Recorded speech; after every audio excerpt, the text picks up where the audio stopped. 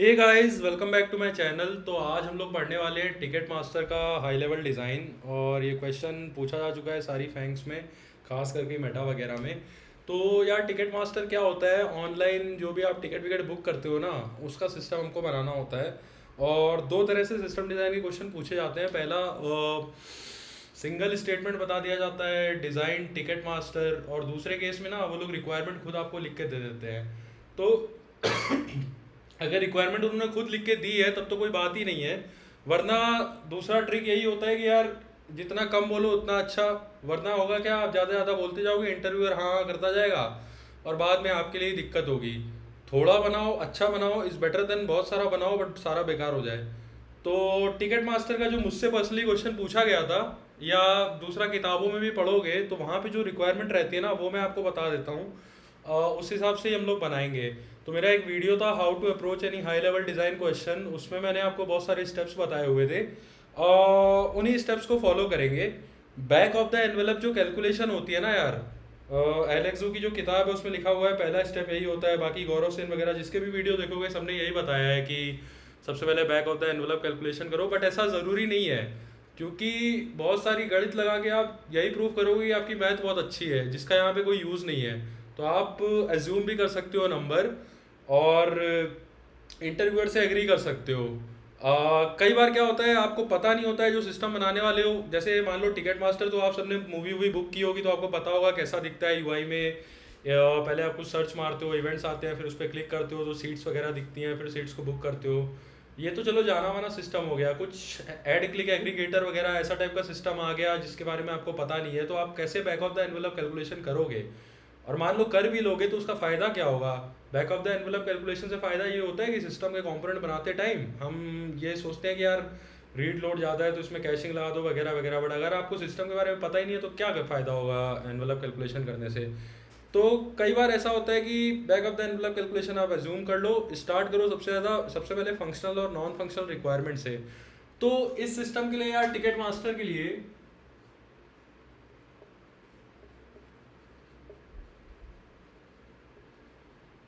सबसे पहले आ जाओ फंक्शनल रिक्वायरमेंट्स पे। तो फंक्शनल रिक्वायरमेंट्स यार, मुझसे जो पूछी गई थी और नॉर्मली किताबों में दिखती है, वो तीन ही रिक्वायरमेंट होती है। पहला, कि आपने भी सिस्टम यूज़ किया होगा, अगर मूवी वूवी बुक करने के लिए धुरंधर वुरंधर देखने गए होगे तो कुछ सर्च टर्म डालते हो, क्लिक मारते हो तो बहुत सारे इवेंट आ जाते हैं। सबसे पहले हो गया सर्च इवेंट।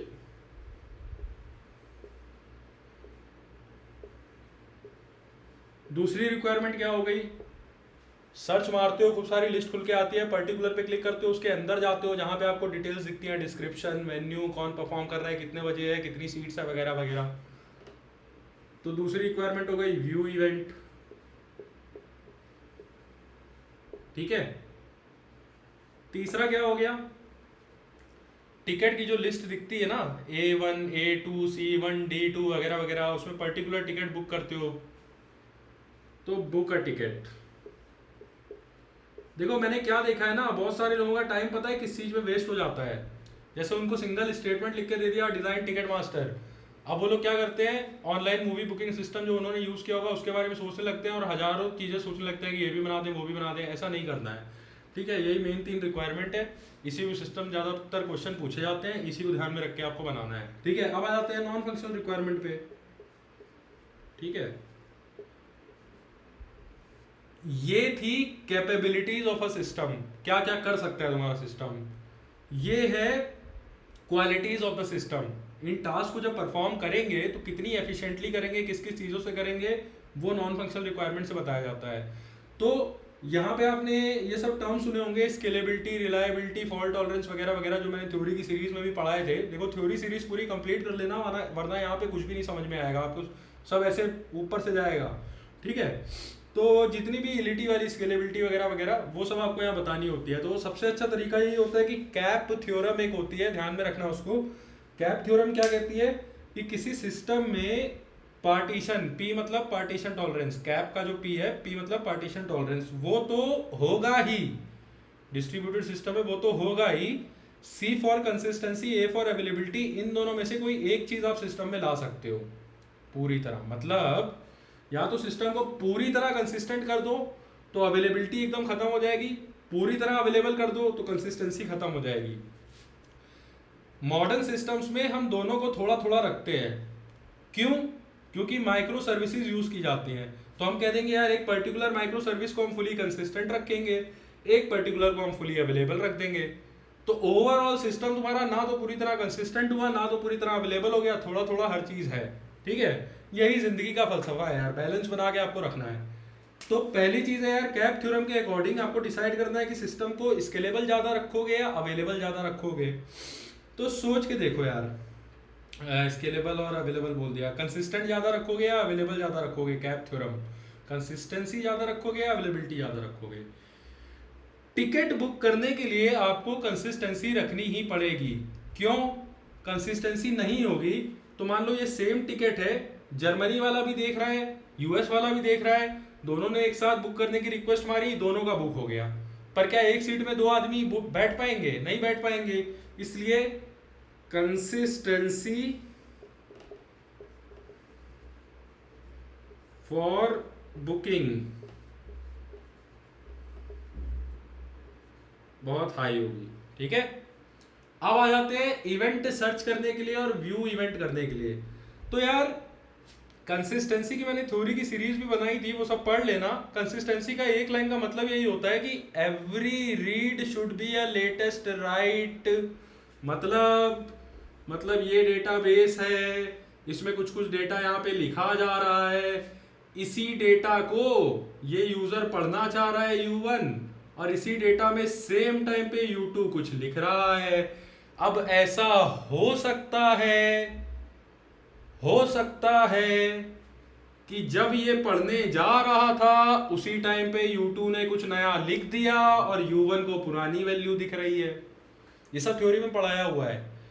तो अगर आपको सिस्टम कंसिस्टेंट रखना है तो आप इस यूजर को स्टेल वैल्यू नहीं दिखाओगे, उसको error message please wait data is being updated ऐसे दिखा दोगे।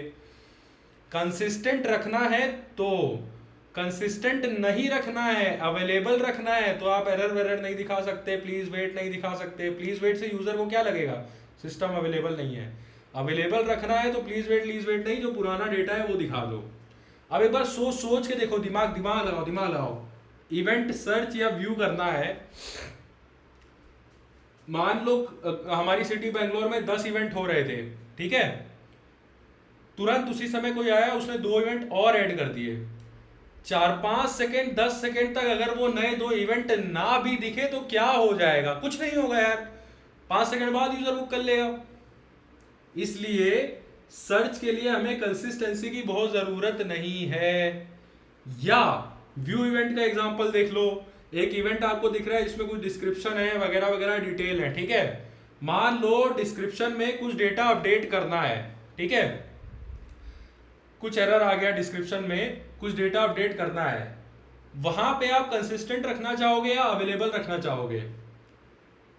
अगर मान लो यूजर को अपडेटेड डेटा नहीं दिखा, डिस्क्रिप्शन की वैल्यू कुछ उल्टी सीधी दिख गई, पुरानी स्टेल दिख गई, तो क्या नुकसान हो जाएगा यार? क्या ही हो जाएगा? उसको तो मेन टिकट बुक करने हैं ना। आप ही लोग बताओ, जब मूवी बुक करते हो, धुरंधर की लिस्ट आती है, उसमें क्लिक करते हो, तो क्या आप ये सब पढ़ते हो कि इस मूवी में अक्षय खन्ना ने ये किया वो किया? ना, सीधा जाते हो, टिकट देखते हो, बुक कर देते हो। इसलिए इन दोनों के लिए अवेलेबिलिटी चलेगी।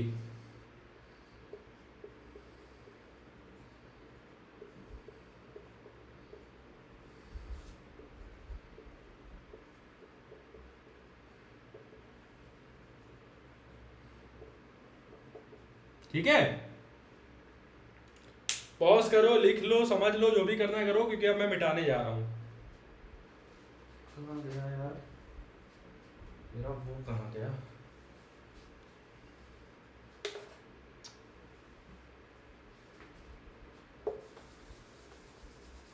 ठीक है, अब देखो यार, नॉन फंक्शनल रिक्वायरमेंट में और क्या क्या देख सकते हो आप? कंसिस्टेंसी अवेलेबिलिटी तो हो गई।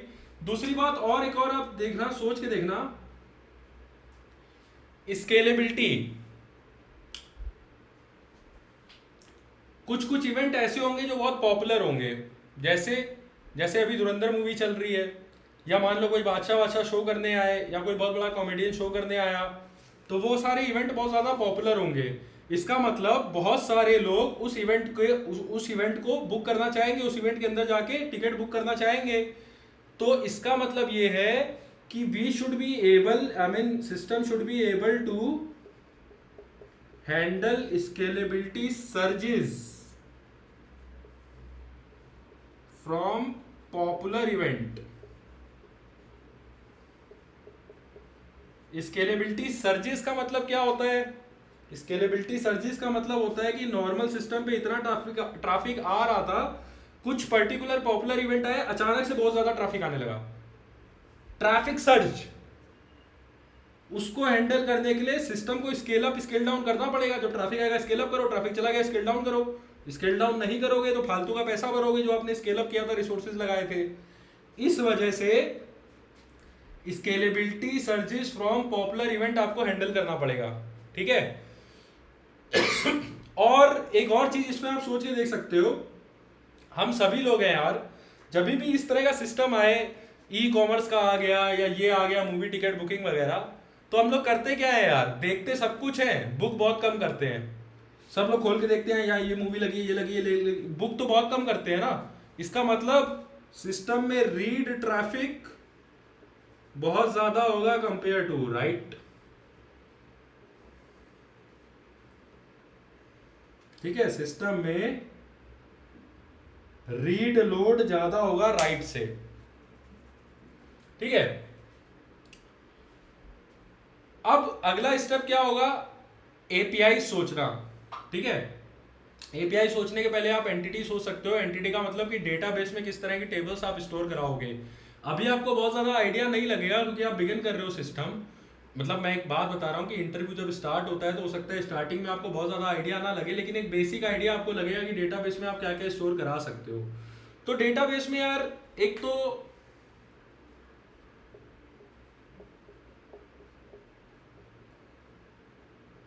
ऑब्वियसली इवेंट को सर्च करना है, व्यू करना है, तो इवेंट नाम की टेबल होगी,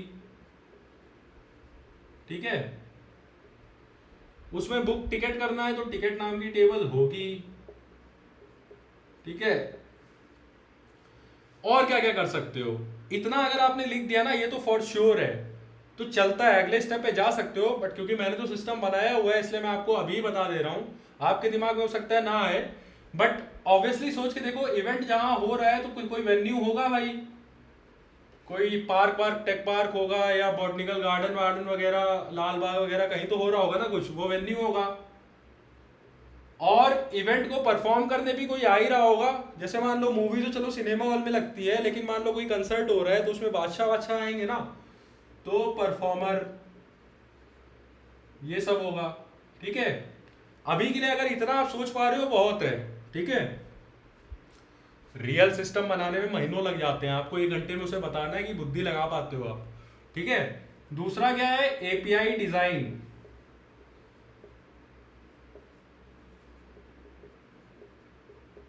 अब सोचना है आपको एपीआई डिजाइन्स के बारे में, ठीक है। तो यार बड़ी सिंपल आपको दिख रही होगी, 3 रिक्वायरमेंट है। पहली है सर्च करने की, तो उसका एक एंड पॉइंट ऐसे होगा सर्च, ठीक है। Search end point generally get के ही बनते हैं, ठीक है।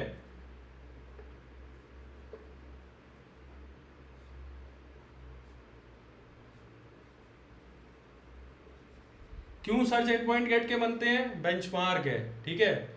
जहां भी आप कहीं भी सिस्टम देखना गेट के ही बनते हैं। देखो बनाने को यार आप कुछ भी बना सकते हो। पोस्ट एंड पॉइंट में आप सर्च लगा दो, पुट एंड पॉइंट में सर्च लगा दो। आपको यहां से बेंगलोर से दिल्ली जाना है, साइकिल से चले जाओ, है ना। लेकिन आप जाते किससे हो? फ्लाइट से जाते हो ना, तो बस वैसे ही समझ लो कि सर्च के एंड पॉइंट गेट के बनते हैं। एक्चुअली में क्या है ना यार, ये जो हमारी इंटरनेट अथॉरिटी है, उसका नाम मैं भूल गया हूँ, उसने कुछ बेंचमार्क्स बनाए हुए हैं रेस्ट फ्रेमवर्क के। तो ये सब गेट पुट ये सब रेस्ट के अंदर ही आता है, तो उसके कुछ उन्होंने बेंचमार्क्स बनाए हुए हैं कि अगर आप बोल रहे हो कि आपने पोस्ट एंड पॉइंट बनाया है तो उसमें आपको ये चीजें फॉलो करनी पड़ेगी। जैसे कई लड़के क्या होते थे ना, मैं देखता था जूनियर आते थे गेट रिक्वेस्ट में गेट रिक्वेस्ट में बॉडी पैरम भेज देते थे ठीक है। तो उस तरह की कुछ बेंचमार्क्स आपको पता होने चाहिए। मैं ये एज्यूम कर रहा हूँ कि क्योंकि आप यार 1 साल 1.5 साल एक्सपीरियंस होगा डेवलपमेंट का, या कॉलेज में भी थोड़ा बहुत किया होगा, तो आपको पता होना चाहिए ये चीज़। ना पता हो तो कमेंट में डाल देना, इस पर भी एक अच्छा वीडियो बना देंगे, ठीक है। तो गेट एंड पॉइंट सर्च का होगा, इसमें क्वेरी पैरम, क्वेरी पैरम में जाती हैं चीजें। जैसे कि अब आप ये भी सोच रहे हो क्वेरी में क्यों जा रही है, बॉडी पैरम में क्यों नहीं जा रही, पाथ पैरम में तो ये सब रेस्ट फ्रेमवर्क के अंदर ही आता है। सर्च एंड पॉइंट जब भी आप डालोगे ना, तो जो सर्चिंग क्राइटेरिया है, फिल्टर्स वगैरह सर्च पे जो लगाते हैं, वो सारे क्वेरी पे ही जाते हैं। तो आपने सर्च बार में जो भी टर्म टाइप किया वो टर्म यहाँ पे जाएगा। एक्चुअली ये क्वेरी ऐसे नहीं लिखी जाती, ऐसे समझ लो, ठीक है। सर्च टर्म एंड अब और क्या जा सकता है यहाँ पे यार, लोकेशन जा सकती है। तो लोकेशन मतलब सिटी मान लो। तो जो भी ऐसे ऐसे होंगे फिल्टर, वो सारे आप यहाँ एंड पॉइंट में भेज दोगे। दूसरा क्या है, व्यू इवेंट। तो जब सर्च पे लिस्ट आएगी, क्लिक करोगे तो इवेंट देखना है ना आपको, अगेन उसका एक एंड पॉइंट बना दो, स्लैश व्यू, ठीक है। और या फिर ऐसे भी इवेंट लिख दो। अब यार अगेन आपके दिमाग में आता होगा कि भैया स्लैश इवेंट क्यों लिख रहे हैं, स्लैश व्यू इवेंट क्यों नहीं लिख रहे। तो अगेन थोड़ा सा बता देता हूँ कि रेस्ट फ्रेमवर्क में ये सब गाइडलाइंस दी हुई है कि आपके पास जो भी एंड पॉइंट का नाम है उसमें कभी वर्ब नहीं यूज किया जाता कि व्यू इवेंट, गेट लिस्ट, क्योंकि उसके लिए ऑलरेडी आपके पास मेथड बने हुए हैं। बट उतनी डिटेल में आपको जाना नहीं है। बट मैं अगर इंटरव्यूअर होऊंगा तो मैं तो रिजेक्ट नहीं करूंगा अगर इतना आपको नहीं पता है, क्योंकि मेरा काम आपका दिमाग देखना है यहाँ पे सिस्टम डिजाइन का। वो सब तो एनीवेज SD1 को भी पता ही होता है। तो पढ़ लेना यार, जाके डॉक्यूमेंटेशन मिल जाएंगे आपको, वहाँ पे बेंचमार्क्स मिल जाएंगे। अगर ना पता हो तो बता देना, वीडियो बना देंगे। स्लैश इवेंट, पाथ पैरम में इवेंट आईडी जाएगी, ठीक है। इवेंट जिस पे क्लिक कर रहे हो उसकी आईडी जाएगी, डिटेल्स आपको आ जाएंगी, ठीक है। और क्या हो सकता है, बुक टिकट। अब ध्यान से समझना, बुकिंग टिकट वाली थोड़ी कमाल की चीज है, मस्त चीज है। तो यार थोड़ा सा ऐसे कर देता हूँ तो आपको दिखेगा ढंग से, ठीक है।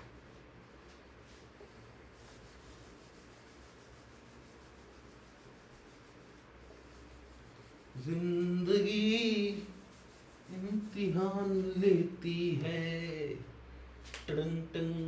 टिकट बुक करना है, ठीक है। तो अभी यार टिकट बुक करने का जो प्रोसेस होता है ना, किताबों में जो लिखा हुआ है और दूसरी जगह जो लिखा हुआ है, वो कैसे 2 स्टेप में होता है। जैसे आपने भी देखा होगा जब आप लोग एयरलाइन टिकट बुक करते हो तो सीट सिलेक्ट करते हो, उसके बाद आप रीडायरेक्ट होते हो पेमेंट पेज पे, स्ट्राइप वगैरह जो भी यूज करते होंगे एयरलाइंस, और वहां पे एक काउंटर यहाँ पे चलता है 10 मिनट का, जिसके अंदर आपको पैसा देना होता है, ठीक है। उस 10 मिनट के इंटरवल के लिए वो जो भी टिकट आपने सिलेक्ट किया था वो आपके नाम पे रिजर्व हो जाता है। इसका मतलब कि उस 10 मिनट के लिए कोई और बंदा आके उसको रिजर्व करके उस पर पेमेंट स्टार्ट नहीं कर सकता, है ना। और वो 10 मिनट के अंदर अगर आप पेमेंट सक्सेसफुल नहीं कर पाए तब वो टिकट किसी दूसरे यूजर को दिखने लगता है बुक करने के लिए। तो ये जो 2 स्टेप प्रोसेस है वो हो सकता है आपको ना पता हो, अगर आपने इस तरह का सिस्टम पहले ना बनाया हो तो डरने की कोई बात नहीं है, इंटरव्यूअर आपको बता देगा। बट मेरे को तो पता है इसलिए मैं आपको बता दे रहा कि 2 स्टेप्स में कैसे होता है। तो पहले तो यार एक एंड पॉइंट हम लगा देते हैं एक एंड पॉइंट हम बना देते हैं, slash tickets slash reserve.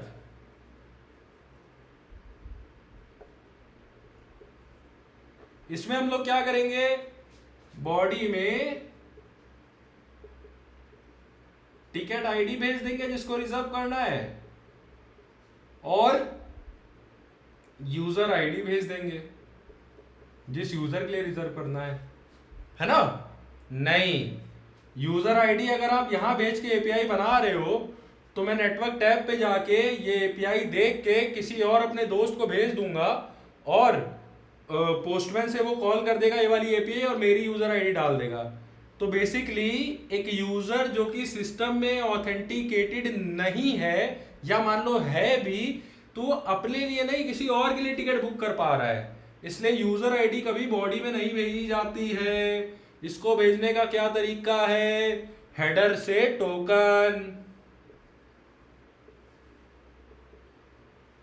JWT token, अब JWT टोकन क्या होता है, थ्योरी की सीरीज में पढ़ लेना, यहाँ नहीं बताऊंगा, वीडियो बहुत लंबा होगा।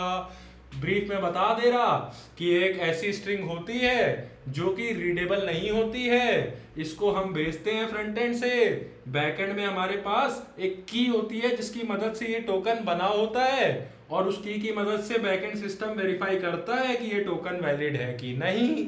अब ये टोकन बनाने के लिए हमें क्या चाहिए होता है, एक सीक्रेट की चाहिए होती है और एक पेलोड चाहिए होता है, ठीक है। इन दोनों को मिला के अनरीडेबल फॉर्म में X Y Y T T P P U U करके एक स्ट्रिंग बनती है जो हमारे ब्राउजर में रहती है। बिना सीक्रेट की के इसको डिकोड नहीं किया जा सकता, इसीलिए जब भी हम फ्रंट एंड से ये टोकन भेजते हैं तो बैक एंड सिस्टम के पास सीक्रेट की होती है, उसको यूज करके डिकोड करा जाता है टोकन और पेलोड निकाल लिया जाता है। इस पेलोड के अंदर हम यूजर आईडी भेज सकते हैं। समझ आया? नहीं समझ आया? जितना जल्दी समझ जाओ उतना अच्छा है तुम्हारे लिए, ठीक है। अब देखो आगे बढ़ते हैं, आगे बढ़े। रिजर्व हो गया। अब चलो, इससे क्या हुआ, इससे टिकट तुम्हारे नाम पे रिजर्व हो गया। अब तुम रीडायरेक्ट होगे, जहां पे 10 मिनट का पॉइंटर दिखेगा /tickets /confirm। इतना होने के बाद तुम रीडायरेक्ट होगे, वहां पे जब तुम पैसा भर दोगे उसके बाद ये एंड पॉइंट कॉल होगा और टिकट कंफर्म होगा, ठीक है। तो अगेन वही कहानी है यार, जिस टिकट को कंफर्म करना है वो भेज दो बॉडी में,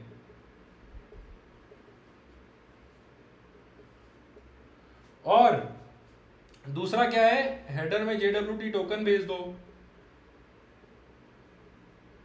अच्छा एक और चीज है यार, रीडायरेक्शन जब भी होता है तो उसमें कैसे होगा ना यार, ये वाली पहले एपीआई कॉल होगी, रिस्पांस में ये 304 302 303 कुछ तो एरर कोड यूज होता था रीडायरेक्ट करने के लिए। यहाँ पे रीडायरेक्ट यूआरएल मिल जाएगी तुम्हें, उस रीडायरेक्ट यूआरएल में स्ट्राइप वगैरह जिसकी भी यूआरएल होगी वो तुम्हें मिल जाएगी, और फिर तुम्हारा ब्राउजर वहां पे रीडायरेक्ट करा देगा, ठीक है। तो ये थे तुम्हारे एंड पॉइंट। अब चलो यार जल्दी से समझ लेते हैं। हाँ अगला स्टेप क्या था, अगला स्टेप ये था, मेरे उस वीडियो को देखना जिसमें मैंने बताया general steps for any high level design question, मतलब उसको टैकल करने के लिए बिना स्केलेबिलिटी या नॉन फंक्शनल रिक्वायरमेंट को ध्यान में रखे हुए फंक्शनल रिक्वायरमेंट को पूरा करने के लिए एक आर्किटेक्चर बनाते हैं। जब वो बन जाएगा उसके बाद नॉन फंक्शनल रिक्वायरमेंट को ध्यान में रख के आगे बढ़ेंगे, ठीक है यार। तो जल्दी से मैं इसको मिटा देता हूँ, वीडियो को पॉज करके मिटाता हूँ, नहीं तो टाइम बर्बाद होगा आपका। चलो guys I am back, start करते हैं यार। सबसे पहले आपका यहाँ पे एक ब्राउजर होगा, क्लाइंट, ठीक है। यार ये मैसेज कर देते हैं सारे, क्लाइंट और सिस्टम का एंट्री पॉइंट एक यहाँ पे एपीआई गेटवे लगा दो।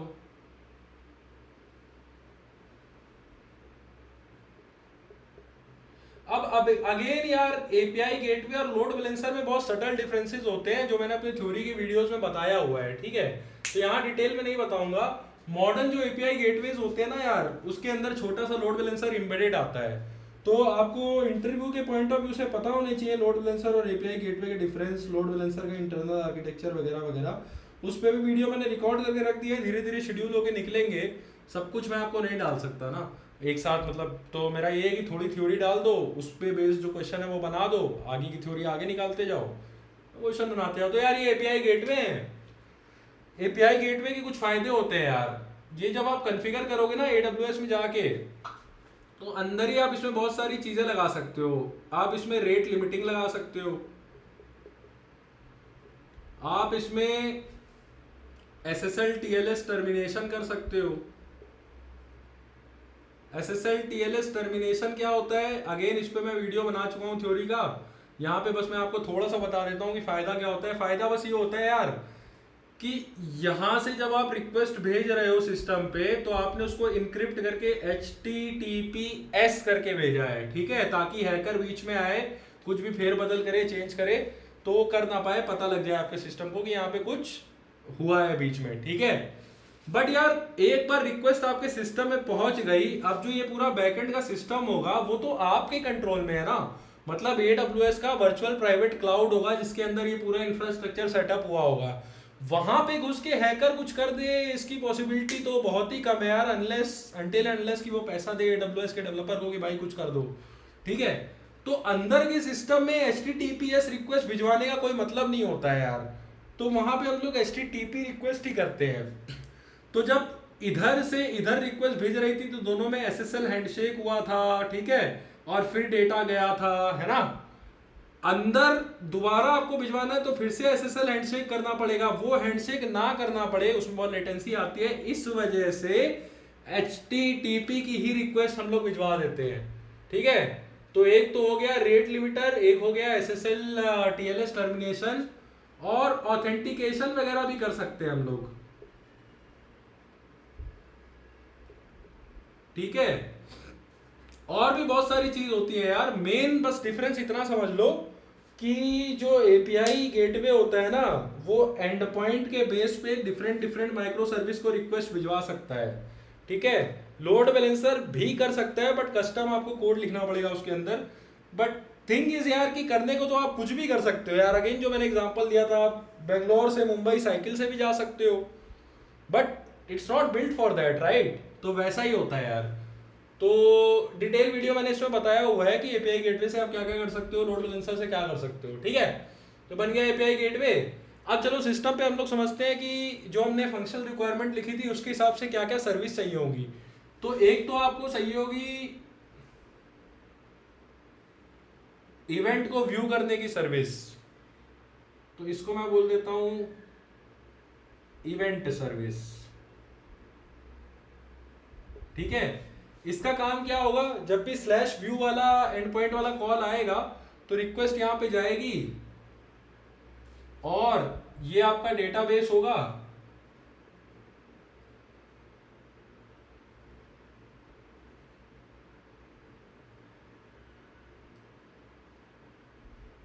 डेटाबेस से डेटा निकाल के वापस भेज देगी, है ना।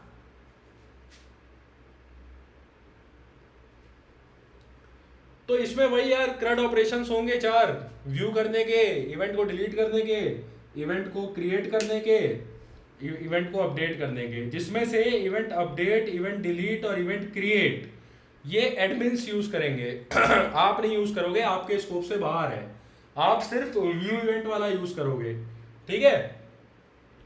ये इंटरव्यूअर को आपको बताना है, ठीक है। देखो बीच बीच में थोड़ा सा कमाल कर दो अच्छी बात है, वैसे इन जनरल तो जिंदगी का भी यही है यार, मुंह जितना बंद रखो अच्छा है, ठीक है। और दूसरा क्या होगा यार, इसके अलावा सर्च करने का भी एक एंड पॉइंट था, सर्चिंग का भी काम आप यहाँ पे दे सकते हो, लेकिन यहाँ नहीं दोगे। यहाँ क्यों नहीं दोगे वीडियो में आगे बताऊंगा।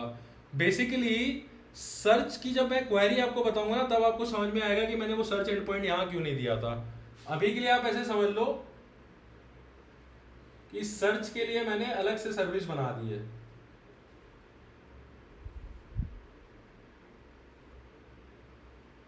ठीक है। और क्या हो सकता है, टिकट बुक करने की सर्विस,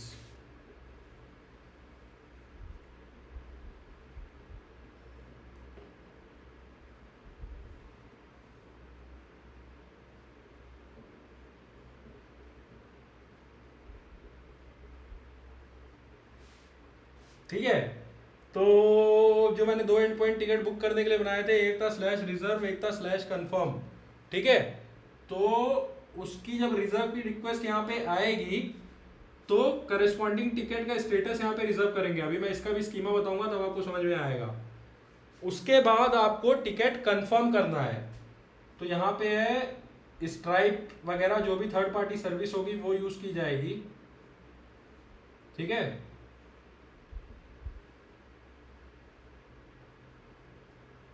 जो भी थर्ड पार्टी सर्विस है वो यूज की जाएगी। और बेसिकली होगा क्या, पहले टिकट रिजर्व होगा, उसके बाद आपके ब्राउजर पे रिडायरेक्ट यूआरएल जाएगी, आप ये स्ट्राइप के पेज पे रिडायरेक्ट होगे जो भी आपका पेमेंट गेटवे है, और वहां पे जब आप पैसा भर दोगे उसके बाद वापिस आओगे, बेसिकली ये जो टिकट बुकिंग की सर्विस है ना, ये जो माइक्रो सर्विस लिखोगे, इसी के अंदर आप स्लैश रिजर्व जो एंड पॉइंट है उसका कोड भी यही लिखा होगा, स्लैश कन्फर्म का कोड भी यही लिखा होगा, और ये जो स्लैश कन्फर्म का एंड पॉइंट है जिसका कोड यहाँ लिखा हुआ है, उसको आप एक्सपोज करोगे स्ट्राइप के पेज पे। जब एक सर्विस अपना एंड पॉइंट किसी दूसरी की सर्विस को दे देती है, ताकि दूसरी सर्विस पे कोई जब पर्टिकुलर काम हो तो ये एंड पॉइंट ट्रिगर हो जाए, इसी को हम वेबहुक बोलते हैं। वेबहुक का मतलब क्या होता है यार, ये एक सर्विस है, ये एक सर्विस है, ठीक है। यहाँ पे जब कोई पर्टिकुलर काम हो, कुछ भी काम हो, कुछ इवेंट हो, तो आपको दूसरी सर्विस में कुछ करवाना है, इसके लिए हम दूसरी सर्विस से बोलते हैं कि जो भी काम करवाना है उसकी एक एपीआई बना के आप हमें दे दो, और जब हमारा यहाँ पे कोई वो इवेंट ट्रिगर होगा तो हम आपका ये एंड पॉइंट कॉल कर देंगे। इसी को बोल देते हैं कि इस सर्विस ने वेबहुक एक्सपोज किया है इस सर्विस के लिए, ठीक है। वही काम यहाँ पे भी हो रहा है यार, यहाँ पे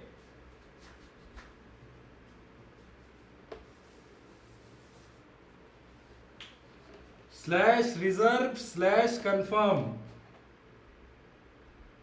टिकट जब रिजर्व होगा तो आप रीडायरेक्ट होगे पेमेंट पेज पे। पेमेंट पेज पे जब आप पेमेंट कर दोगे उसके बाद ये वेबहुक कॉल होगा।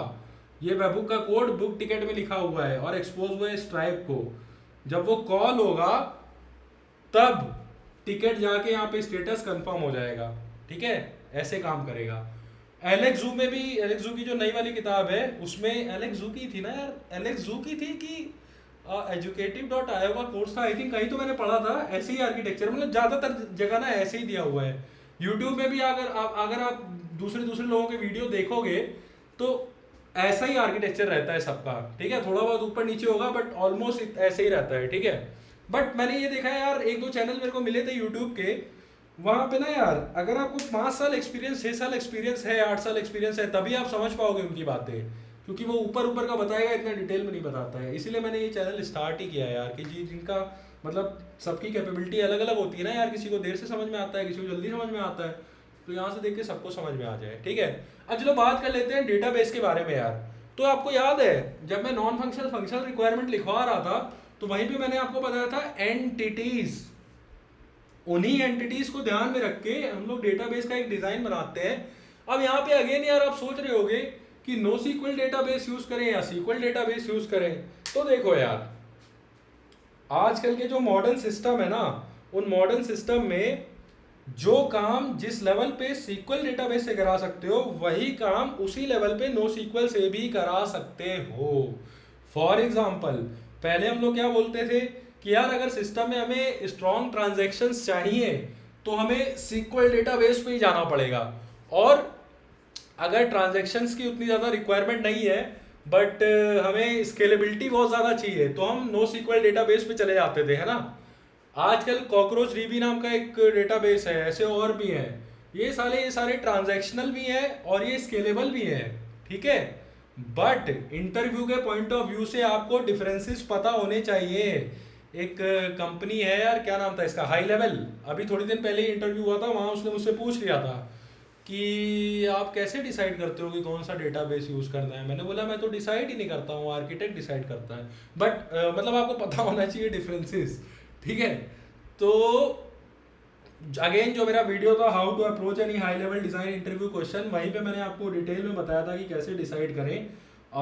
2-3 तरीके होते हैं यार, कि पहली बात तो अगर राइट रिक्वेस्ट, बेसिकली जहाँ पे ट्रांजैक्शन राइट ही रिक्वेस्ट में ही तो ट्रांजैक्शन की जरूरत होती है, रीड में थोड़ी ना जरूरत होती है। सब थ्योरी मैंने बताया हुआ है, ये सब आपको टर्म्स ऐसे लगेंगे, आगे ट्रांजैक्शन क्या होता है, ऑप्टिमिस्टिक पेसिमिस्टिक क्या होता है, थ्योरी पढ़ गया ना, ये तो कुछ समझ नहीं आएगा। तो 10,000 राइट रिक्वेस्ट पर सेकेंड से अगर कम है, 5,000, 7,000, 8,000, तो आप सीक्वल डेटाबेसेस यानी कि पोस्टग्रेस वगैरह पे जा सकते हो, इतनी स्केलेबिलिटी वो झेल लेते हैं। उससे अगर ज़्यादा है राइट रिक्वेस्ट और ट्रांजैक्शन की इतनी रिक्वायरमेंट नहीं है, तो फिर आपको जाना पड़ेगा नो सीक्वल डेटाबेसिस पे। और बात कर लेते हैं रीड रिक्वेस्ट की। अगर रीड रिक्वेस्ट बहुत ही ज़्यादा है मिलियंस में, तब तो आपको नो सीक्वल नहीं जाना पड़ेगा। अदरवाइज अगर 10,000 20,000 से कम है तो आप बोल सकते हो हम पोस्टग्रेस से काम चला लेंगे। एक्चुअल में तो यार मॉडर्न डीबी सब हैंडल कर लेते हैं, बट आपको इंटरव्यू पॉइंट ऑफ व्यू से बताना होता है। तो सिस्टम में जब भी ट्रांजेक्शन बहुत ज़्यादा चाहिए हो तो आप बता देना, सीक्वल डेटा बेसिस पे जाएंगे, नहीं तो नो सीक्वल पे जाएंगे। और स्ट्रक्चर सेमी स्ट्रक्चर डेटा है, अगर स्ट्रक्चर डेटा है जो कि हम लोग नॉर्मलाइज करके अच्छे से रख सकते हैं, रिलेशंस दिख रहे हैं, तो हम लोग सीक्वल डीबी में जाएंगे, नहीं तो नो सीक्वल डीबी में जाएंगे। अब यहाँ पे ना अभी के लिए मैं सीक्वल से ही स्टार्ट कर देता हूँ, क्योंकि आप सोच के देखो यार, टिकट बुक करने के लिए कितनी रिक्वेस्ट आती होंगी, बहुत ज़्यादा थोड़ी ना आती होंगी। ठीक है, 5,000 10,000 इतने सारे इवेंट हैं। अब ऐसा तो है नहीं कि बेंगलोर का बंदा बैठ के मुंबई में कोई टिकट रिजर्व करेगा, ज़्यादातर सब अपनी अपनी सिटी में ही करते हैं, तो सिटी बेस ही ट्रैफिक आता है। ठीक है, तो चलो यार अब देखते हैं कि स्कीमा कैसा दिखेगा हमारा। ठीक है, एक तो मैंने आपको बताया था इवेंट नाम की टेबल होगी। इवेंट नाम की टेबल में क्या क्या होगा, उस इवेंट की आईडी, दूसरा वेन्यू आईडी, और क्या क्या होगा, परफॉर्मर आईडी,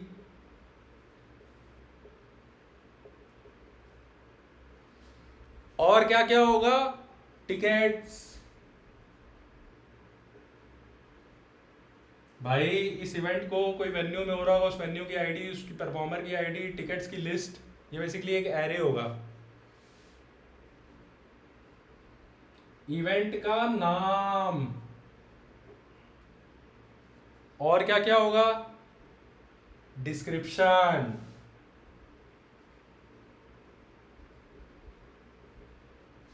उसके बाद ये जो वेन्यू है उसकी भी एक टेबल होगी।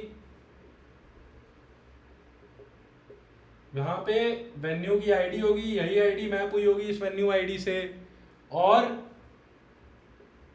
वो जो वेन्यू है उसका लोकेशन होगा, उसके लेट लॉन्ग जो भी है वो आप स्टोर करा सकते हो। और क्या क्या कर सकते हो, और क्या क्या कर सकते हो, सीट मैप।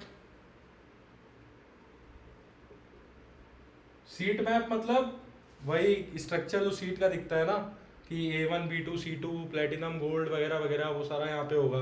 ठीक है, और क्या कर सकते हो यार, हम्म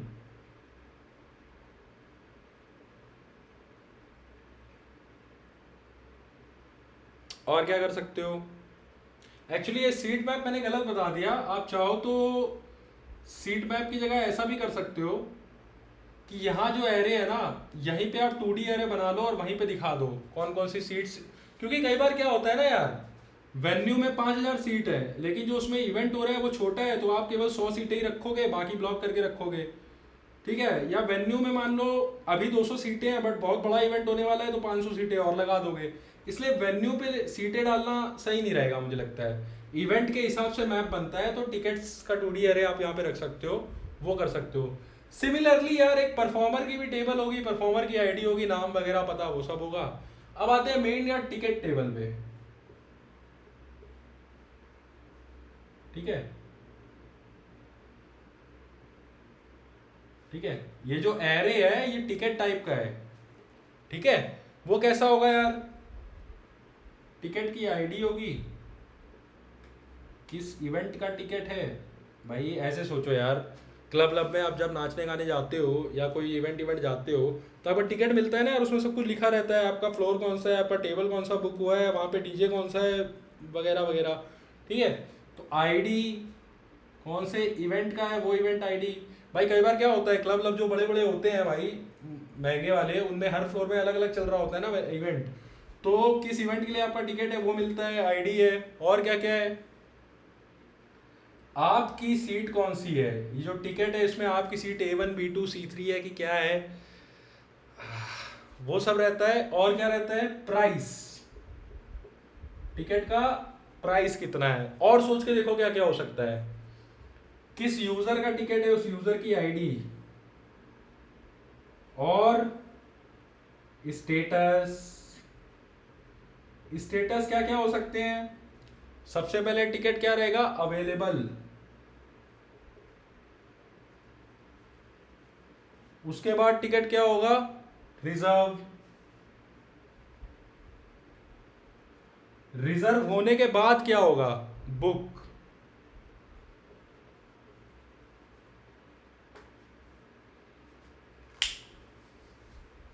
ठीक है।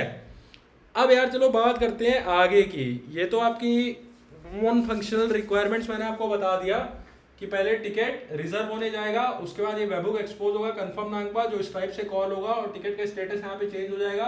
दूसरा, व्यू करने के लिए ये रहा, सर्च करने के लिए अलग से हमने सर्विस बनाई थी। ये सर्विस में यार कुछ क्वेरी एसक्यूएल की लिखी होगी, सिलेक्ट एस्ट्रिक ऐसे कर करके कुछ, select asterisk from DB where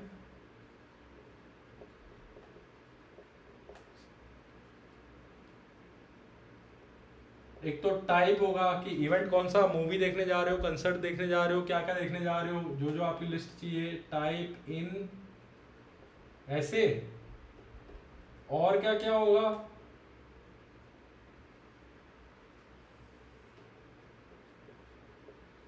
जो भी आपने सर्च टर्म, मैंने जो एंड पॉइंट सर्च का बताया था उसमें सर्च टर्म बहुत सारे डाले थे ना।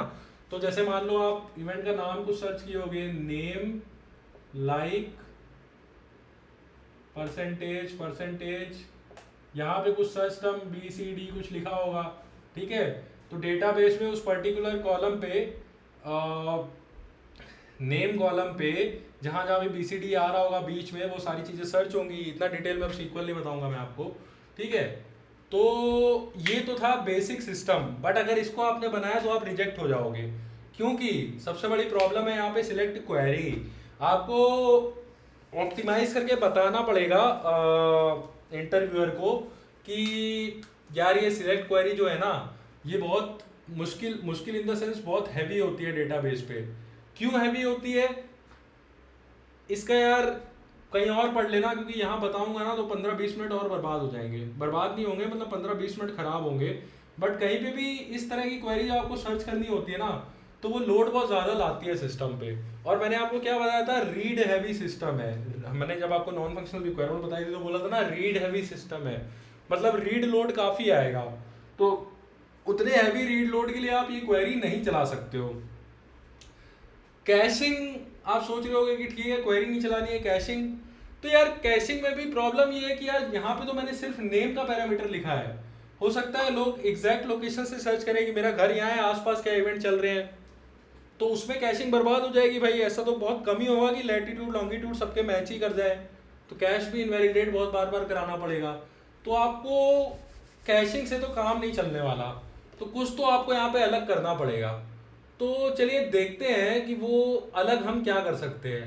अगर आप ये सर्च इसी सर्विस के अंदर डालते तो अब जो मैं बताने वाला हूँ वो चीज़ ना कर पाते। इसीलिए सेपरेशन ऑफ कंसर्न्स को ध्यान में रखते हुए ही मैंने अलग से सर्विस बनाई थी। तो ठीक है यार, एक बार डिस्कस करते हैं। थोड़ा सा ब्रेक ले लूँ 2 मिनट का। हाँ भाई चलो स्टार्ट करते हैं। लेने गए थे 5 मिनट का ब्रेक, हो गया 2 घंटे का ब्रेक। ठीक है यार, तो इतना आपने समझ लिया था सिलेक्ट विलेक्ट सब कुछ। अब देखते हैं यार ये रिजर्व और कंफर्म वाला थोड़ा और अच्छे समझते हैं कि कैसे काम करेगा। तो देखो यार, सबसे पहले आप टिकट को रिजर्व करोगे तो जो भी यहाँ पे डेटाबेस में स्टेटस था अवेलेबल से वो हो जाएगा रिजर्व में चेंज, करेक्ट। और ये जो आपकी सिलेक्ट की क्वेरी होगी, अगली बार कोई बंदा अगर देखेगा कितने टिकट अवेलेबल है तो सिलेक्ट की क्वेरी में उसको, मतलब जो भी ये वाली नहीं, ये तो अलग सर्च की क्वेरी है। एक टिकट दिखाने के लिए भी कोई क्वेरी चलती होगी ना डेटाबेस में। मान लो वो यहाँ से चलेगी जहाँ पे व्यू होगा टिकट, या फिर यहाँ से व्यू होगा टिकट, जहाँ से भी होगा। तो उस क्वेरी में हम सिंपली बोलेंगे यार कि जो टिकट अवेलेबल है वो अवेलेबल में दिखाओ, जो रिजर्व है वो रिजर्व में दिखाओ, खत्म काम। एक दिक्कत है उसमें, दिक्कत ये है कि मान लो तुमने टिकट रिजर्व किया, उसका स्टेटस रिजर्व में हुआ, फिर तुम रीडायरेक्ट हो गए स्ट्राइप के पेमेंट पेज पे और 10 मिनट का यहाँ पे तुम्हें काउंटर दिखा। उस 10 मिनट में अगर तुमने टिकट बुक कर दिया तो जो वेब बुक इसका था कंफर्म वाला वो यहाँ से हिट करोगे और स्टेटस रिजर्व से बुक हो जाएगा, परफेक्ट। बट अगर मान लो 10 मिनट के अंदर तुम लैपटॉप बंद करके भाग गए, तब क्या होगा? तब तो भैया ये टिकट हमेशा के लिए रिजर्व ही रह जाएगा। तो उसका भी एक जुगाड़ है, उसके 2 जुगाड़ है, एक गंदा जुगाड़ एक अच्छा जुगाड़। तो अगर आपके पास 1-2 साल का एक्सपीरियंस है तो गंदा जुगाड़ काम कर जाएगा, और अगर आपके पास 3-4 साल का एक्सपीरियंस है तो अच्छा जुगाड़ लगाना पड़ेगा। गंदा जुगाड़ क्या होता है, जब आप टिकट रिजर्व करोगे उसी टाइम पे यहाँ पे एक टाइम स्टैम्प डाल दो, टाइम स्टैम्प जब आपने टिकट को रिजर्व किया था तब का। इससे क्या होगा, जब आप व्यू टिकट वाली दिखा रहे होगे ना, तो उसमें आप सिर्फ इतना बोलोगे कि यार जो टिकट अवेलेबल में है वो अवेलेबल में दिखा दो, जो रिजर्व में है वो डायरेक्टली रिजर्व में मत दिखाओ। ऐसा भी तो हो सकता है ना कि किसी ने 10 मिनट पहले रिजर्व में किया था और फिर वो पेमेंट कर नहीं पाया, लैपटॉप बंद करके भाग गया, तो स्टेटस तो हमेशा रिजर्व रहेगा। बट अगर करंट टाइम स्टैम्प -10 मिनट, मतलब ये जो टाइम स्टैम्प है वो 10 मिनट पहले का है, इसका मतलब किसी ने तब रिजर्व किया था बट वो उसको बुक नहीं कर पाया। दैट मीन्स कि this ticket should be able to मतलब अभी अवेलेबल वो होना चाहिए। तो एक तरीका तो ये कर सकते हो, टाइम स्टैम्प डालो, जब भी क्वेरी आए कि कौन सी टिकट अवेलेबल है दिखाने वाली, तो सिंपली आप बता दो जिनका स्टेटस अवेलेबल है या जो रिजर्व है, और टाइम स्टैम्प 10 मिनट पहले का है वो, ठीक है। बट यार इससे ना काम चल जाएगा, एकदम बढ़िया बात है। लेकिन बात ये यार, ये जो डेटा मॉडलिंग की जाती है डेटाबेस में, कोई नया बंदा मान लो आएगा, डेटाबेस एडमिनिस्ट्रेटर देखेगा, बोलेगा साले ये टिकट हमेशा जिंदगी भर से रिजर्व ही है, कभी इसका स्टेटस चेंज ही नहीं हो, कंफ्यूज हो जाएगा। ठीक है, काम देखो, काम तो अगेन वही बात है यार, बेंगलोर से मुंबई साइकिल से भी जा सकते हैं, बट एक तरीका होता है हर चीज का। तो आप क्या कर सकते हो यार, क्लीन अप यहाँ पे आपको करना पड़ेगा। क्लीन अप मतलब हम कुछ ऐसा कर दें कि एक क्रॉन जॉब टाइप की यहाँ पे लगा दें, क्रॉन जॉब शेड्यूलर जो भी है यार। अगेन एजुकेटिव के एग्जांपल में ऐसे ही दिया हुआ था कि क्रॉन जॉब यहाँ पे लगा दो जो हर 10 मिनट में चलती रहेगी, ठीक है, और वो चेक करती रहेगी कि क्या कोई टिकट ऐसा है जिसका स्टेटस रिजर्व है और टाइम स्टैम्प 10 मिनट से पुराना है। अगर है तो उसका स्टेटस रिजर्व से अवेलेबल कर दो, सिंपल। हाँ, इसमें एक प्रॉब्लम है, इसमें डेल्टा इंट्रोड्यूस होगा। मान लो 12:0 पे किसी ने रिजर्व किया था और जो क्रॉन जॉब चली थी वो 11:49 पे चली थी, ठीक है, और 10-10 मिनट में आप चला रहे हो, ठीक है, तो अगली क्रॉन जॉब कब चलेगी, 12:09 पे। जब ये क्रॉन जॉब 12:09 पे चलेगी तो वो चेक करेगी कि यार एक टिकट है जो कि रिजर्व में है, बट उसका जो टाइम स्टैम्प है वो 10 मिनट पहले का नहीं है, 9 मिनट पहले का है। दैट मीन्स शायद कोई अभी उस पर पेमेंट कर रहा होगा, इसलिए वो इसको रिजर्व नहीं मारेगा, अब मतलब इसका रिजर्व से अवेलेबल नहीं करेगा। अब इससे प्रॉब्लम क्या होगी, 12:09 के बाद अगली क्रॉन कब चलेगी, 12:19 पे। तो ये वाला जो सपोज करो बंदा पेमेंट नहीं कर पाया, तो 12:10 पे 12:10 पे आइडियली ये जो टिकट रिजर्व हुआ था वो अवेलेबल हो जाना चाहिए था, बट वो अवेलेबल कब होगा, जब ये क्रॉन 12:19 पे चलेगी और क्लीन अप करेगी। ध्यान समझना, रिवाइंड करके फिर समझना इसको। भाई हम बोल रहे थे कि जो क्रॉन है वो 10-10 मिनट में चलानी है, ठीक है, क्योंकि 10-10 मिनट का इस टाइप का पेमेंट का टाइम हमने दिया हुआ है। एक स्पेशल केस बता रहा हूं, और ये केस अगर मैं तो कह रहा हूँ इस केस का रट्टा मार लो, ये बहुत जगह आएगा, हर जगह आएगा, ठीक है, आगे भी वीडियो बनाऊंगा उसमें बहुत जगह आएगा। सपोज करो 12 बजे एक टिकट रिजर्व हुआ, उसका कुछ टाइम स्टैम्प आया, ठीक है, क्रॉन मान लो 11:49 पे चली थी, तो अगली क्रॉन कब चलेगी, 12:09 पे। जब वो 12:09 पे चलेगी तो वो क्या देखेगी कि यार टिकट रिजर्व तो है, बट उसका जो टाइम स्टैम्प है वो 10 मिनट पहले का नहीं है, 9 मिनट पहले का है। तो वो इसका मतलब बोलेगी कि हाँ अभी कोई पेमेंट इस पर कर रहा होगा, इसका स्टेटस वो रिजर्व से अवेलेबल दोबारा नहीं करेगी, ठीक है। उसके बाद 12:10 पे सपोज करो बंदा पेमेंट नहीं कर पाया, तो आइडियली अब ये टिकट अवेलेबल हो जाना चाहिए, बट अगली क्रॉन तो 12:19 पे चलेगी, 19 मिनट में जब वो चलेगी तो क्लीन अप करेगी, तो ये जो 9 मिनट का डेल्टा आया उसका क्या करोगे, तुम्हारा टिकट फर्जी में रिजर्व दिखाएगा जबकि वो रिजर्व होगा नहीं। उसी को सॉल्व करने के लिए एक और तरीका होता है,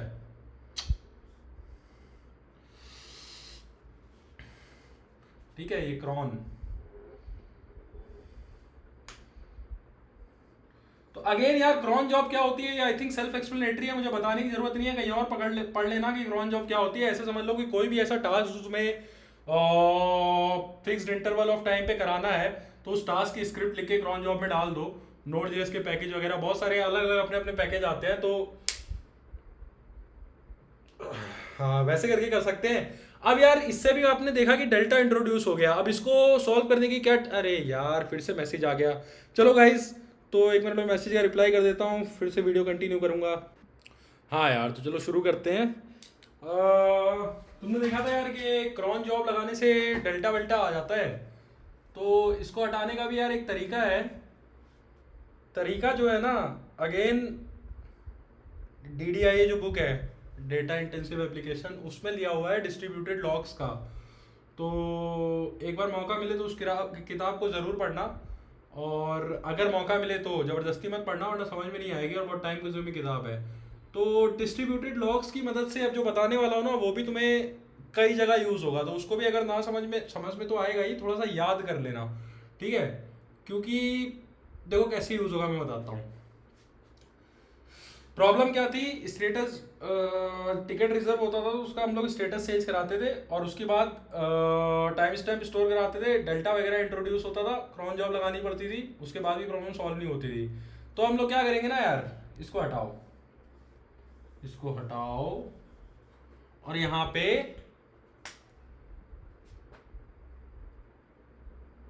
हाँ, यहाँ पे लगा दो रेडिस लॉक। रेडिस लॉक कुछ नहीं, रेडिस का इंस्टेंस ही है, ठीक है? और होगा क्या कि हाँ, रेडिस लगा दो, और आपको इस टाइम स्टैम्प की ज़रूरत नहीं है, उसी के साथ आपको रिजर्व स्टेटस की भी ज़रूरत नहीं है। अब जब भी कोई यूज़र आएगा और इधर से टिकट रिजर्व करेगा, तो उसके बाद हम लोग क्या करेंगे ना, डेटाबेस में कुछ भी चेंज नहीं करेंगे, सीधा वो जो टिकट आईडी है उस टिकट आईडी को उठा के रेडिस में डाल देंगे, ठीक है? उस टिकट आईडी को उठा के रेडिस में डाल देंगे, टिकट आईडी रेडिस में डाल देंगे। और रेडिस की एक खास बात होती है कि उसमें TTL लगा सकते हैं हम लोग, टाइम टू लिव। रेडिस के अंदर कोई भी की वैल्यू पेयर डालोगे तो उसमें हम लोग TTL लगा सकते हैं। जैसे ही हम कोई टिकट डालेंगे ना, उसमें 10 मिनट का TTL लगा देंगे। अब क्या होगा, अब जब फर्स्ट टाइम यूजर कोई टिकट रिजर्व करने आएगा तो उसको हमें बताना होगा ना कि कौन कौन से अवेलेबल है। तो हमें कुछ नहीं करना यार, सिलेक्ट क्वेरी, यहाँ पे टाइम स्टैम्प बाई स्टैम्प कुछ नहीं, सिलेक्ट क्वेरी लगाओ, अवेलेबल कौन से हैं उठा लाओ, फिर चेक करो उन अवेलेबल में से कितने रेडिस के अंदर है। जो रेडिस के अंदर है मतलब किसी और ने रिजर्व किए हुए हैं, वो हटा दो, रेडिस के अंदर वाले हटा दो, और बाकी जो बचे उसको दिखा दो, प्रॉब्लम सॉल्व, ठीक है? अगर मान लो कोई यूजर आया, उसने यहाँ पे रिजर्व किया, फिर वो पेमेंट करने गया, बीच में लैपटॉप बंद करके भाग गया, तो 10 मिनट बाद अपने आप ये एक्सपायर हो जाएगा मैसेज। और जब क्वेरी से हम लोग दोबारा किसी और यूजर को दिखाना चाहेंगे तो सिंपल जो अवेलेबल है वो सारे उठा के दिखा देंगे। हो गया ना कितना सिंपल? अब देखो यार, इससे एक समस्या ये आ सकती है कि मतलब ये भी अगेन तुमसे हर जगह पूछा जाएगा, डिस्ट्रीब्यूटेड लॉग्स का एक प्राइम डिसएडवांटेज, ठीक है? तो सपोज करो कुछ टिकट्स यहाँ पे रिजर्व थे और ये इंस्टेंस पूरा ही उड़ गया, फॉल्ट टॉलरेंस। अब मान लो तुमने तुरंत नया इंस्टेंस चला भी दिया, मान लो चला दिया, तो जो टिकट यहाँ पे थे, मतलब कोई उन पे पेमेंट करने की कोशिश कर रहा था, अब जब नया इंस्टेंस आया तो उसके अंदर तो वो सारी वैल्यूज नहीं होंगी ना जो पहले थी। तो हमें यही लगेगा कि यार सारे टिकट अवेलेबल है, और जो पहले रिजर्व हुए थे हो सकता है उन्हीं टिकट पे और भी यूजर आगे रिजर्व कर दें, तो बहुत सारे यूजर सेम टिकट पे रिजर्व कर पाएंगे और पेमेंट करना स्टार्ट कर देंगे।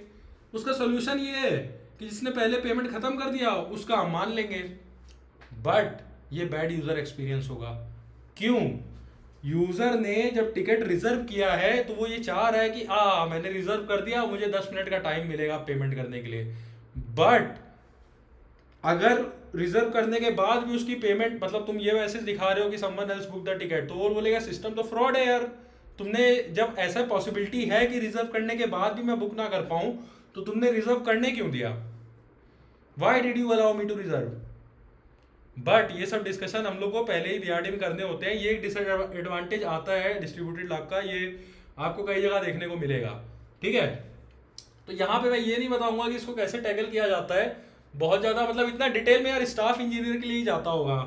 मुझे लगता नहीं है 3-4-5 साल एक्सपीरियंस वालों से ये सब पूछता होगा, 10-12 साल वाले एक्सपीरियंस से ये सब पूछता होगा।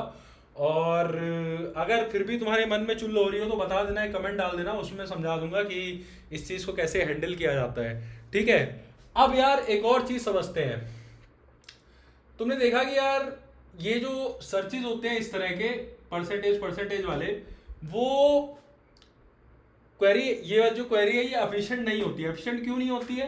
क्योंकि पूरे डेटाबेस पे सर्च जाएगा इस तरह का। मान लो यहाँ मिलियंस ऑफ रिकॉर्ड है, तो इतना बड़ा सर्च बहुत टाइम कंज्यूमिंग होगा, है ना। तो और नॉन फंक्शनल एक रिक्वायरमेंट थी कि scalability searches for popular events, वो भी तुम्हें हैंडल करनी है। तो एक तो तरीका ये हो सकता है कि यार पॉपुलर इवेंट्स उठा के आप शार्ट्स बना दो। अब ये शार्ट पार्टीशनिंग क्या होती है मैंने थ्योरी में बताया हुआ था, यहाँ पे ज़्यादा डिटेल में नहीं बताऊंगा। एक तरीका तो वो होता है, बट जब भी आपको ऐसे कीवर्ड बेस्ड सर्च करने की चीज़ आए ना, जैसे इसका मतलब क्या होता है परसेंटेज परसेंटेज बीच का, इसका मतलब कोई भी स्ट्रिंग के बीच में अगर ये सब स्ट्रिंग आएगी तो वो सर्च में आ जाएगी। इस तरह का जब कीवर्ड बेस्ड सर्च कभी भी आए ना कहीं भी, तो इलास्टिक सर्च यूज किया जाता है। ठीक है, because Elasticsearch is query optimize for such, I mean optimize for such type of queries, because उसके अंदर जो डेटा स्टोर होता है ना वो ऐसे टेबल की फॉर्म में नहीं होता। उसमें क्या होता है ना कि जैसे मान लो एक वर्ड है, बेसिकली वो डॉक्यूमेंट सर्च टाइप का होता है। जैसे एक वर्ड है मान लो हैप्पी, तो वो देख लेगा हैप्पी कितनी जगह आया है, डॉक्यूमेंट 1 में आया है, डॉक्यूमेंट 2 में आया है, डॉक्यूमेंट 3 में आया है। और सैड डॉक्यूमेंट 1 में आया, डॉक्यूमेंट 2 में आया, डॉक्यूमेंट 3 में आया, डॉक्यूमेंट 4 में भी आया। ठीक है। अब इससे क्या होता है ना कि जब, चलो अच्छा ये यहाँ पे नहीं बताऊंगा, अगेन वीडियो लंबा होगा। इलास्टिक सर्च पे एक नया वीडियो बना देंगे। बस ऐसे समझ लो कि जब भी आपको सर्च बेस्ड क्वेरी का सिस्टम बनाना होता है ना, तो ऑप्टिमाइज वे ये होता है कि इलास्टिक सर्च को यूज़ कर लो। ठीक है। इलास्टिक सर्च को, अब तुम ये भी सोचते होगे ना कि यार इलास्टिक सर्च को हम लोग अपना परमानेंट डेटाबेस की तरह क्यों नहीं यूज़ कर सकते। ऐसा भी तो हो सकता है ना कि हमें सिर्फ रीड ही करानी है क्वेरी, सिस्टम में सिर्फ रीड्स ही चाहिए, राइट हो ही नहीं सकते, तो इलास्टिक सर्च को ही एक परमानेंट डेटाबेस की तरह यूज़ कर लो। परसिस्टेंस इशू, इलास्टिक सर्च का अगर तुम कभी पढ़ने जाओगे डॉक वॉक, उसमें वो यही बोलेगा कि it's not a reliable database. Reliable का मतलब कि डेटा लॉस हो सकता है उसमें और इनकंसिस्टेंसी आ सकते हैं, इसलिए इलास्टिक सर्च को हम लोग as a permanent database use नहीं करते। ठीक है। तो हम लोग क्या कर सकते हैं, हम लोग बोलेंगे कि यहाँ पे सर्च के लिए हम इलास्टिक सर्च यूज करेंगे।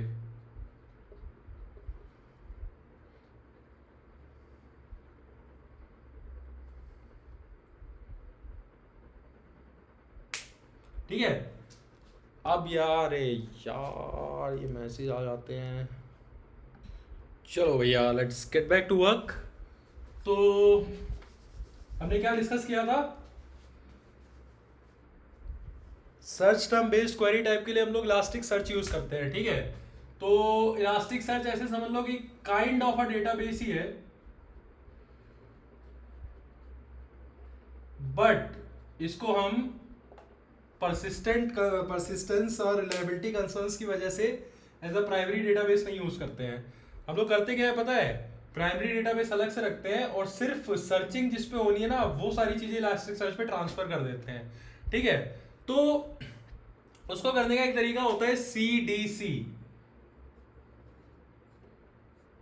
ठीक है। अगेन ये डिजाइन डेटा इंटेंसिव एप्लीकेशन में दिया हुआ है किताब में। इसका मतलब होता है change data capture, change data capture. यहां पे कोई डेटा चेंज होगा उसको कैप्चर करके इसमें भर दो। एक तो ये तरीका हो गया। इससे क्या होगा, ये एरो हटाओ, सर्च जब भी करना होगा तो इधर से करेंगे। ठीक है। और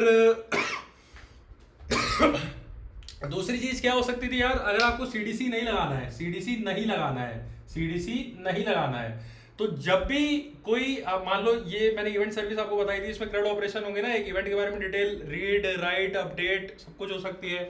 जब भी मान लो कुछ डेटा अपडेट हुआ किसी इवेंट का, तो यहीं से हैंडल करो एप्लीकेशन के कोड के अंदर से। जैसे ही यहाँ अपडेट करो उसी टाइम पे इलास्टिक सर्च पे भी अपडेट करो, जैसे ही इवेंट बनाओ उसी टाइम पे इलास्टिक सर्च पे भी बनाओ, जैसे यहाँ पे कोई इवेंट हटाओ इलास्टिक सर्च से भी हटाओ। एप्लीकेशन के अंदर से ये हैंडल कर सकते हैं, बट उसमें आपको यहाँ पे ट्रांजैक्शंस यूज करने पड़ेंगे।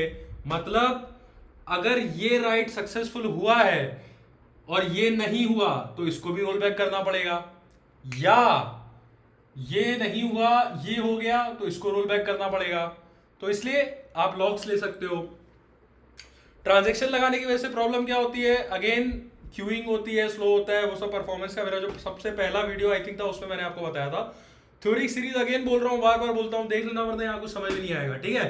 तो दो तरीके थे, एक तो यहाँ से हैंडल कर लो, दूसरा ट्रांजेक्शन अगर नहीं चाहिए तो सीडीसी लगा दो। इससे क्या होगा, जब भी आप यहाँ पे कुछ चेंज करोगे सीडीसी कैप्चर करके इलास्टिक सर्च में उसको भर देगा, ठीक है। अभी यार ये तो हो गया इलास्टिक सर्च का फायदा। अभी इलास्टिक सर्च में भी यार मल्टीपल सॉल्यूशंस होते हैं, जैसे कि सीक्वल डेटाबेस एडब्ल्यूएस का आरडीएस होता है ना, वैसे ही एडब्ल्यूएस इलास्टिक सर्च भी प्रोवाइड करता है, जिसको हम लोग बोलते हैं ओपन सर्च। अच्छा, इलास्टिक सर्च में कैसे, why Elasticsearch is faster for term based searches, I think इसका वीडियो शायद मैंने एक वीडियो के बीच में बनाया है, आप कहीं और पढ़ लेना, यहाँ पे बनाऊंगा तो और बड़ा हो जाएगा वीडियो, वरना मेरे को बता देना कमेंट में, बना ही दूंगा। चलो मित्रों आगे बढ़ते हैं। तो अभी जो आपने देखा ना, ये आपको मुझे लगता है अमेजोन में सिलेक्ट करवा देगा, लेकिन आपको अगर मेटा और गूगल वगैरह में जाना है ना और ऊपर, तो आपको और डिटेल बतानी पड़ेगी। अब सोच के देखो यार, यूज़र आएगा, व्यू इवेंट करेगा, उसको सीट मैप दिखेगा, ठीक है। मैं आया, मैंने व्यू इवेंट किया, मुझे सीट मैप दिख रहा है।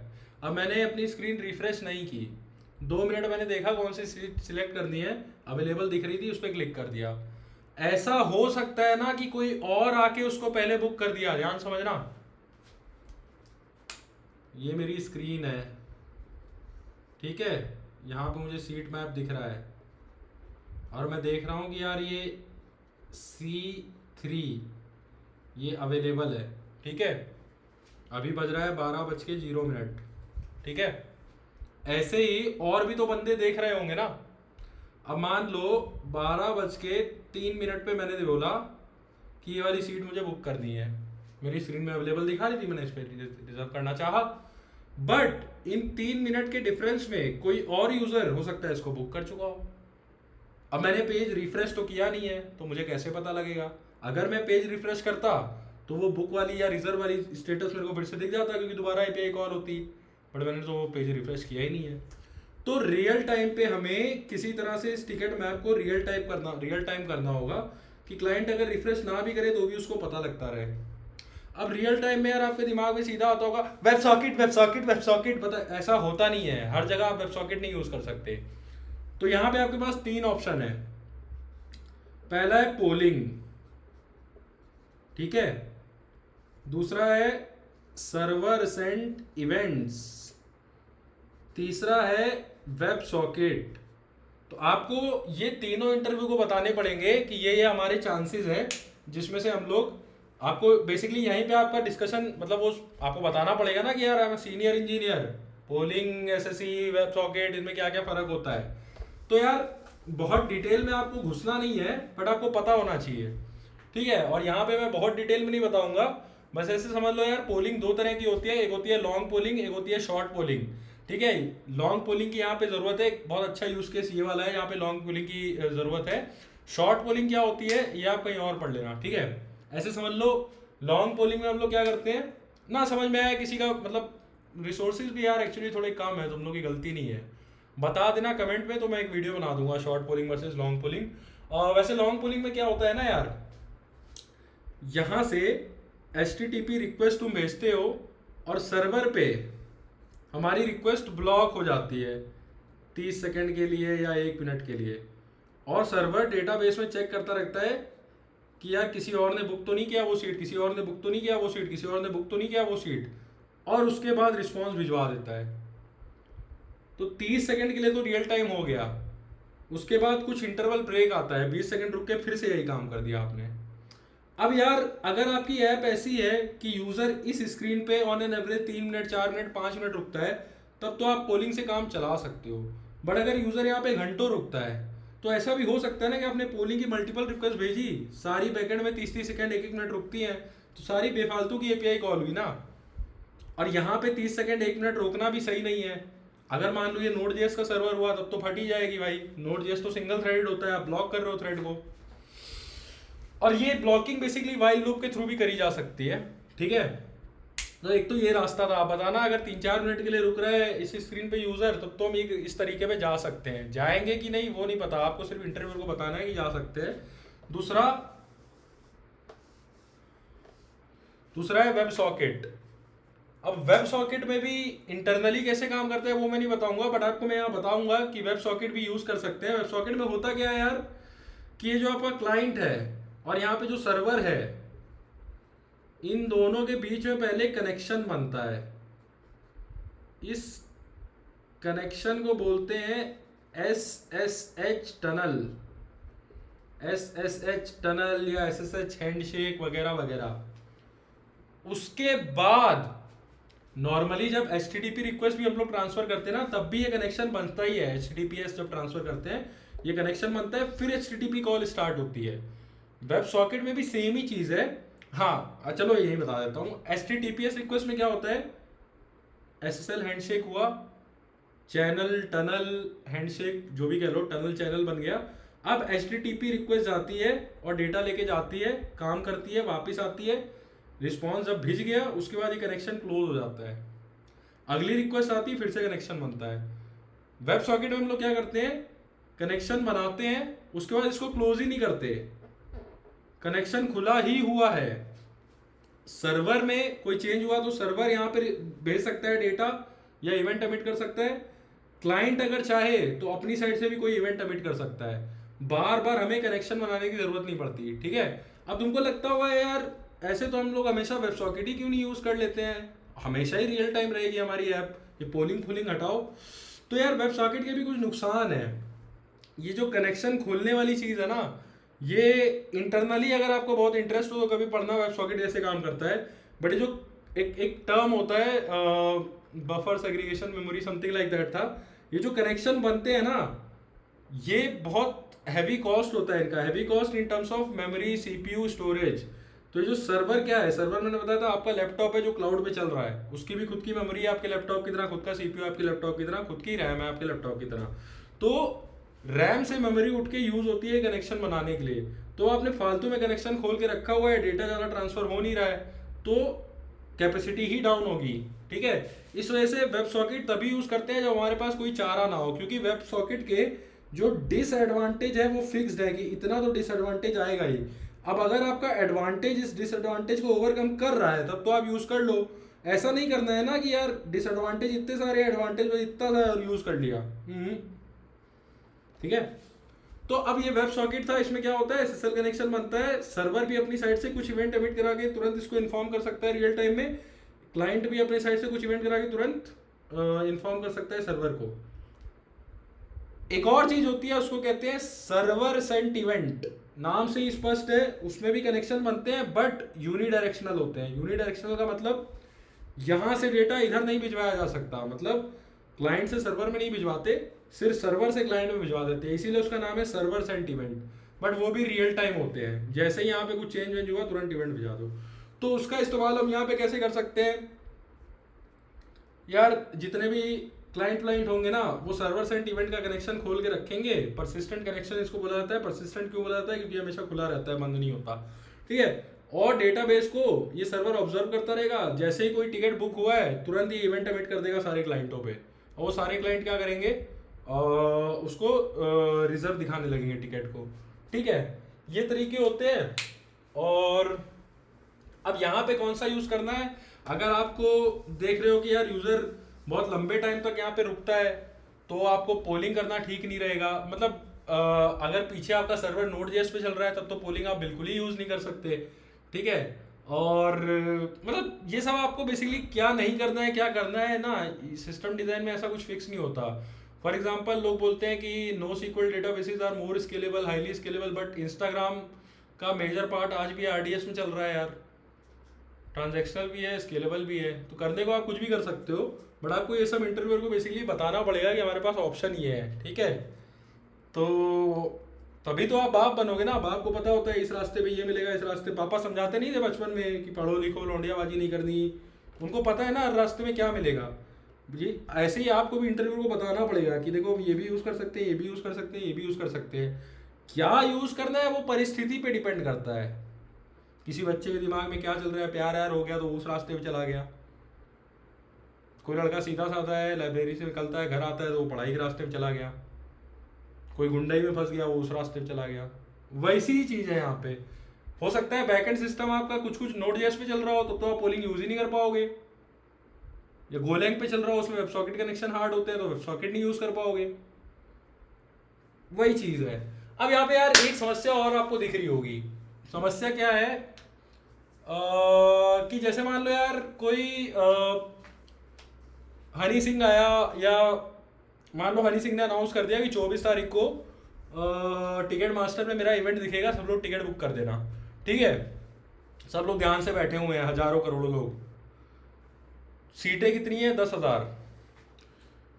जैसे ही टिकट इस पे टिकट मास्टर पे अपलोड हुआ उसका इवेंट, सबने खोली स्क्रीन, 5 सेकंड के अंदर पूरी स्क्रीन ब्लैक, बड़ बड़ बड़ बड़ सारे भर गए, क्योंकि सब एक साथ बैठे हुए हैं ना।